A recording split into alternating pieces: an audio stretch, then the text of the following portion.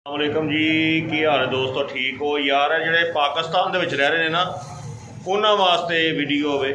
जिहड़े पाकिस्तान दे विच रह रहे ने, रिहायशी ने, चाहे वह सिंध च ने, पंजाब च ने, सरहद च ने, बलोचिस्तान च ने।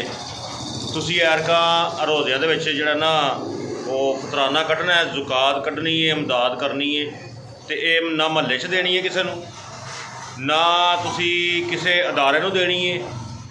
इस टाइम जिहड़ा तुहाडा बड़ा हकदार है ना साडे मुल्क दे विच, बहुत बेचारे मजबूर ने जिहड़े रिज़के हलाल कमान की तलाश च ने।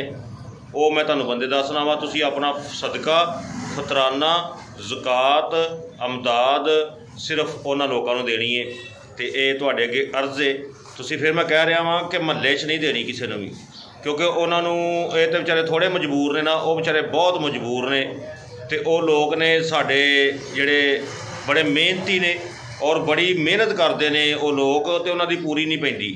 तुसीं अपना सदका, ज़कात, फतराना, अमदाद सिर्फ उन्होंने लोगों को देना है जिहड़े बिजली चोरी करते हैं। उन्होंने लगता है वो बेचारे बड़ी मेहनत करते हैं। तो बिजली चोर देखो कोई आम बंदा नहीं है, बड़े खास बंदे ने। और बड़े जिहड़े ना 26 करोड़ दे विचों चंद लख लोग जिहड़े ने किड्डे को मजबूर होंगे बेचारे कि वो बिजली चोरी करके अपने कारोबार में चला रहे हैं। तो तुसीं अपना सदका, अमदाद, ज़ुकात इन्हां बेचारिਆਂ ਨੂੰ देना, क्योंकि बड़े माड़े ने ते गरीब ने। बाकी अल्लाह खैर करे।